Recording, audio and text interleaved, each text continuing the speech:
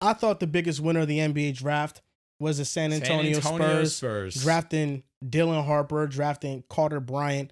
Dylan Harper, the way that he can attack the rim and finish, it's at an elite level. It's beautiful. And he draws fouls a lot too. He averaged 6 free throw attempts per game. And while off the dribble, his shot needs work, off the catch, he shot a good percentage in college. It was 37%. And I think you can live with that. He was playing off the ball, primarily to Fox and to Wemby and everybody they got going there. So Dylan Harper did shoot well off the catch. He did pressure the rim at an elite level, and he did get to the line. I think the Spurs found the point guard of the future, and I tweeted this, and I hyperbolized it, but I mean it.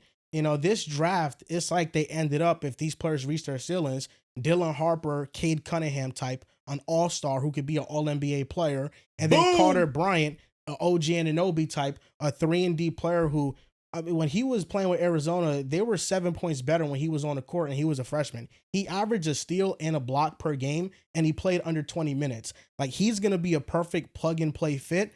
And I told you this when we did the podcast the other day. I think the Spurs could be one of the 5 best teams in the West record-wise. Yeah, I still don't believe and I know that they're young, but I'm willing to say right now, Riv, I think they're going to be better and have a better record than this team I'm about to mention. And that's the Dallas Mavericks. If I had to bet the Spurs or the Mavericks to have a better record next year with the health concerns that the Mavericks have, I would go with the San Antonio Spurs. I get it. You're a type of guy who sees plus 800 and you jump on that immediately. That's a scolder. It's not plus 800. No, it's not plus 800. Joel, that's a scolder. Like, when you talk about defense, Dallas. You talk about depth, with Dallas. Victor Wembanyama on the court, I'll take the Spurs defense. They have Cooper. The Mavericks have the best. Victor Wembanyama's better. You know, I'm with you. But team defense. Dallas has the best defensive front court in basketball. The Spurs got some good defensive pieces. Jeremy Sohan's a great defender. Yeah, keep going. Stephon Castle's a great defender. We were talking about the front court, but I'll give it to you. Keep going. Yeah, I mean, you stop there. I know who Wembanyama is. I see. You see how you stop naming but people? I'm not saying the Spurs are gonna do it because they're more talented. I think the Mavericks have more talent on paper. They're better. Kyrie Irving is probably gonna be out until January. Yes. And then Anthony Davis, you never know with him. That's fair. You know how healthy he can stay. And I know Wembanyama. That's what I'm about to say. But Wembanyama, his entire rookie year, he did play for entirely the season. Fair. So I just feel like the Spurs, with the wild card that Victor Wembanyama is, he has the potential to be one of the 3 best players in the planet, impact-wise, by the numbers, by the eye test, this upcoming season. Like, I think him and Anthony Davis, Victor Wembanyama is better than him. Okay. And with the help that he has now, a full season with an all-star point guard in De'Aaron Fox, when you have the pieces around him, the reigning rookie of the year. The reigning rookie of the year? Yeah. Yo, and Stephon Castle. Dude. Hold they have the pieces to do this. Hold on, with Devin Vassell, who can average 20 any night and is good off the catch. I think the Spurs have some legit talent. And the same way that OKC made jumps, I think the Spurs can make a similar jump. I think the Spurs are the OKC Thunder's biggest competitor long term. In the next 5 years, that's the team that they're going to be looking at in the West. That's an easy answer. Yeah, long term. Yeah. We're not talking about long term. Why can't they do it this upcoming season? Because we're not talking about long term. We're talking about this year, this upcoming season. And when you talk about this upcoming season, I think we forget that Dallas Mavericks team with Luka, of course, we thought they can be a team that can, be a competitive team, be back in the finals, back in the Western Conference Finals. They trade Luka at the deadline. They trade for Anthony Davis. Anthony Davis comes into the mix. We saw his first game. Unfortunately, he got hurt in that. He was amazing. Those 3 quarters. And then we saw Kyrie after that ramp up, and Kyrie was electric. Not to mention, we like the depth on this team. Klay Thompson, Najee Marshall. It's amazing. PJ Washington. Don't start with Klay. Then you got, I'm just naming the depth. Then you got Daniel Gafford. You got Derek Lively. You have AD now with them. You have Cooper Flagg right there with Max them. Christie. They're talented. They're talented. Their depth is there. Their experience, the veteranship, the leadership, the coaching they have in Jason Kidd if he does stay there. Defensively, they're going to be one of the best defensive units in basketball. I just think with San Antonio, if you said 5 years, I'm with you. I think when we talk about young cores, we're going to get into those conversations. I'm talking about 5 years in terms of they could be hosting a championship. Listen, yeah. If we're talking about that, is De'Aaron Fox good enough to be a 2? He's not. De'Aaron Fox was the second, if not first option on the team that was a 3rd seed in the West. And lost in the first round. Okay, we're not talking about what they're gonna do in the playoffs. We're talking about if they're gonna have a better record than the Mavericks. You said hosting up a trophy. He's talking about that. I said in the next 5 years they'll be hosting up a trophy. Fox won't be there in the next 5. I'm saying, is he gonna be there at the start of the season? I think so. This year? I think he'll start the season. Yes, Fox is playing with the Spurs this year. What position is he going to play? He's playing the point. Oh, so Dylan Harper's going to come off the bench? Why not? I'm asking. Yes. Okay. I mean, why not? I don't see a reason why he can't come off the bench his rookie year. Oh, you He's draft a pretty good. guy number 2 overall. We just saw Reece Shepard sit the entire season. Did you Shepard and Dylan Harper. It's levels. I'm not saying there's not levels, but I'm saying Bro. we just saw a top pick not play at all. Dylan Harper is going to be the 6th man on that team. He's going to have a valuable role. I think your best example could have been Scoot Henderson. Yes, that would have been. You would have said Scoot. I would adapt you because that's the same like, type of level. There's no difference. Well, There's no, because difference. Reed and he was. I'm not talking about the prospect there. I'm talking about the role they had to play on their team. But I feel like even still, I don't think Dale would have sat if he got drafted by Houston last The year. original point was why wouldn't the 2nd overall pick start? Yeah, I'm That's with the you. original point. And my point is they have an all-star point guard in the reigning rookie of the year. But they he's still going to be a they 6 man. Stephon could play the thing Let's is, say Stefan's 6'6" or I'm tweaked. he's 6'6". He can play. He the can't three, play but a you got hybrid 3? Devin Vassell. I would think he'd be the guy. Vassell could be the 6th man off the bench. Easily, he could contend for 6th man of the They'll probably year. ramp him up though. Bring Dylan up the bench. It don't really matter to me. Like I don't like. He's gonna end up being a starter anyways. We're gonna start Jeremy Shohan at the 4. He's a great defender. You could start Harrison Barnes too, though. I would think I would rather that personally. Harrison Barnes has been a starter on a championship team and on the 3rd seed in the West 2 years ago. I fucking remember that. It's a lot of projecting with San Antonio. Like I think with Dallas, the only way you can say San Antonio is gonna be better is because Dallas will be hurt. I think that's it. We're just talking on paper, talent for talent. Who's a better team? I think Dallas is one of the 5 best. The teams Mavericks in the West. have an awesome roster, and I think yes, collectively it's there. Kyrie Irving's not going to be back until January. Is that official? He tore his ACL late in the season. No, I know it was late, but I'm curious. We were guessing. It could very well not. I don't think that he's going to ramp up his process. Like I think a safe timetable would be Just look at that. He's a little January. older too. Okay. I think that's a safe timetable. Okay. The Mavericks don't have guard play. They don't. I like what Brandon Williams did. He showed some things, but they don't have a starting point guard while Kyrie's going to be out. It is January. Okay. January. And their 2 guard is Klay Thompson, and Klay Thompson has been regressing. He really doesn't play no defense. That backcourt doesn't have no defense, and it's going to put a lot of stress on our front line, which I think they'll be capable of handling. Max Christie. Right now, the Mavericks' strength is their front court. Yes. That's their bread and butter. I think that with the addition of Dylan Harper, guard play is the Spurs' strength. And maybe the Mavericks do finish with a better defense. I think the Spurs can finish with a better offense because they're going to have multiple people who can table set, and they have Victor Wembanyama who can shoot from the outside. This is because Kyrie's injured, correct? Until January. Yes. Okay. And I mean, this team wasn't fully healthy when AD came back, but they did lose in a play-in. Yeah. You know, I think without Kyrie, it makes it very hard. They are play-in territory type of team. Yes. Depending on what Cooper Flagg gives you, of course, which I'm expecting is going to be rookie of the year type of production. Until they get Kyrie back, that's when I think they can make some major noise and be a major threat in the West. But until that period of time, the start of the season to January, I think the Spurs could be a better team and have a better record. And then with the time that it takes to get Kyrie ramped up and to get everybody on the same page, I think it is possible the Spurs could finish with a better record. Look, if you telling me in January the Spurs are like 2 or 3 games up on Dallas, I think the conversation is over. Because that means Kyrie's coming back. Like I think the conversation is over. Because realistically, what you're telling me is you think this team could be on the same page as Dallas because Kyrie is injured, and we know how great Kyrie was last year. I also think that Victor Wembanyama could take a leap with the rate that he's been improving. Yes, he can. It just seems like last year leap. Oh, that team needs more. Last year, Victor Wembanyama started the season, I think here, and this is not any fixed type of statement, just here. He ended the season so much better than he initially was. For sure. And I think that in his 3rd year, he could take another leap. And that leap looks like what a 3rd year LeBron James looks like, where this guy could be the best player in the league in his 3rd season. He's that impactful.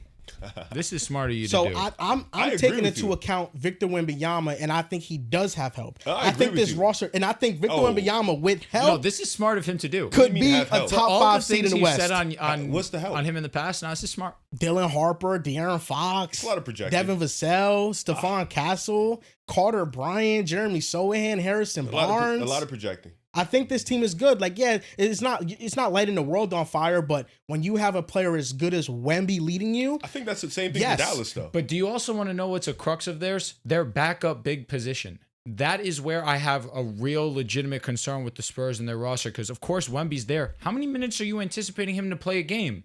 30. He's not going to play exactly. So what are we going to do for that 18 minutes? Who is our backup big option? It's not great, especially after trading away Zach Collins. That was their backup option. They were a bottom 10 still. team in three-point shooting. Sandro Mamukelashvili. Shout out to Mamu. That's a Seton Hall legend. But in terms of legit, we feel comfortable with this guy coming off the bench, and there's going to be a gap. But free throw percentage. We understand they're a bad 3-point shooting team. And they're adding free throw percentage. They're a bad shooting team. Do they get to the line a lot or no? I don't expect them to. Because if they don't, then Dylan Harper's going to improve that. I was going to say, and also De'Aaron Fox full season, I think that'll give it a boost too. Because their real legitimate creator last season, there was two of them. It was Devin Vassell and it was Wemby. Yep. And Wemby, yeah, you do kind of have to foul him. Yes, he's going to be the one that gets to the line, but there's no other real guy imposing their will down low. They were bottom 10 in rebounds. There's no doubt about it. They were a bad team last year. They don't have bigs outside of the big. The Spurs were a bad team last season. I don't think they'll be a bad team this upcoming season. Joel, I think they will be a very good team. I get where you're coming from. I think you make some solid points, especially I think the best point is that Kyrie's going to be out till January, but there is a part of me that does agree with Riv. If it's close come January and Kyrie's ready to go, and yeah, there's going to be a little bit of a management when it comes to his injury on return. He's ready to go. If it's close, I mean, the Dallas Mavericks are a better roster. And I like Cooper They're a better roster. I like the Mavs a lot. And you know how passionate I am when it comes to Wemby and the San Antonio Spurs. I think they're close. They're close. It might be the way that OKC was close when they were the 10th seed. That's kind of their ascension. Like, hey, Wemby's going to be first team All-Pro, All-NBA. He's going to be in contention to win MVP. They're a play-in team, but like, hey, this team next season, I could see it. I could see the top 6 push. But OKC that's a season away. Was the 10th seed with Josh Giddey starting and averaging 16 for them. No doubt. There was some baby talent on. J-Dub was on that team. No Chet, correct? So I'm thinking like that team. I think this Spurs team has more talent than that. They also had an identity though, and that was hustle defense, and of course SGA giving you 30 every night. And I think with Wemby, the Spurs are gonna be a top 10 defense. They in theory should, but when he was healthy, they'll be great. When he was healthy, I think they cracked the highest was 12. And Dylan Harper ain't no defensive stopper. But he hustles and plays hard. Oh God. On defense. He's not a bad defender. Turn them into a top 10. I'm not saying that. I'm saying what they have now. Carter Bryant's definitely a great add to the wings because obviously I look at their wing defense. I don't see him playing a ton because they have Keldon and Harrison Barnes. Keldon, I don't want to say it's over. I don't know. I'm not saying it's not, but I'm just saying just to start the year. You're 100% right. I just know that they have a lot of good players around Wemby, and yeah, I think because of Wemby, he can push them over the top. Here's my crutch with that. I don't think you thought this until the draft happened. And it's fine. Dylan Harper and Carter Bryant. I thought they were a top 5 team before the draft. He did say this. But I felt like you knew they were picking Dylan Harper. That's why. That was easy. That's my point. That was easy. So, and I think that's fine because you're projecting. I think it's okay to project with teams like the Spurs. That is fine. I'm just going more with I feel like, finished product in Dallas. Can you argue that Dallas is projecting too? Outside of health, no. That is kind of a projection, though. That is the biggest projection with them. I can't know because You know what I mean? You see where I'm coming from? Yeah, I think it's different projection. Because we're also projecting Kyrie's back in January. Well, that's the timeline. Yeah, I think that's different projection than projecting rookies to just be day one impact. But then also Cooper Flagg. Like, I know we're being fair because Cooper is the best talent. But I'm saying in terms of Dallas, I think that's a big part of our argument, though, when it comes to Dallas. You have AD, Cooper Flagg, the depth around the wings with Najee and PJ, their front court being AD, Derek Lively, and Daniel. Like, there's an amazing foundation around the number one. But I didn't even mention Cooper Flagg in none of my conversations. No, but I'm saying that's a projection. We're projecting. I don't even because I feel like Cooper, I can project with him, but even take him out of it, it's still AD, Lively. You're right. Daniel Gafford, Najee Marshall, PJ. Like, it's still a really defensive-minded front 100%. court. I don't think the Mavericks are finished. I think that they're going to make some moves. They need to. They need a guard. Because Bad. Daniel Gafford was extended, but he's trade eligible already. They don't have to wait. And they could keep him. They could also look to trade him because Anthony Davis can't shoot the outside jump shot. And it's basically two centers, although AD doesn't want to play center. He's basically a center out there if he can't stretch the floor and shoot like that. And Cooper Flagg is more natural at the 4, although he could play the 3 as well. So Gafford extension makes him trade eligible already, and they could maybe trade him to go get a guard. Can I tell you a nice piece that I feel like it's a move around the edges that still could be impactful off the rip? Colin Sexton. Colin Sexton should not be a player that's going to cost you an arm and a leg. He's a guy that you can have be on your team that can be a starting level guard. And then once Kyrie Irving comes back, Colin Sexton as your 6th man off the bench. Like that is a great option. Yeah, I think 1 or 2 of the current players on the Mavericks will get moved by the time the season starts. Yo, and honestly, you're not even wrong. Let's say that when Kyrie comes back, you can still start Colin Sexton at the 2. That's more than okay. And then you have Clay, the combination of either Clay, Najee, or PJ be that 6 off the bench. I say all that to say I think the Spurs won a draft. I think they were clear winners of it. 100%. There's no way around that. This draft haul for them made me drop my jaw and go, my goodness, this is going to be a scary team. Like, this is like long-term wise, and they have more assets. They have more picks in that treasure chest. They are building around a star player exactly how you're supposed to build around a star player. Like, this has been great. Like, I love what they did. And it's funny because, of course, whether he likes it or not, he's always going to be compared to LeBron. Now, I saw this tweet a little bit ago, and they were saying, oh, Wemby's so generational that his team has gotten the 2nd and the 4th overall pick. That was funny. I did laugh. Year 1 to expect the most out of them, I think, they're just trolling, but he got injured. And honestly, we are going to look back on that if you're a Spurs fan and think this was beneficial for us because we super lucked into the 2nd best player in this draft. And if Cooper Flagg wasn't in, obviously we're talking about the best player available. This Spurs team is going to benefit a lot from the 2 years early in his career of them not being great. Early with LeBron, it was almost immediate success where also on top of it, they didn't have fortunate draft luck, but they weren't getting great draft players. They weren't getting great players in the draft. The Spurs, in what it seems, back-to-back drafts, have hit it out of the park. And like you said, they're doing a great job of building around their franchise player.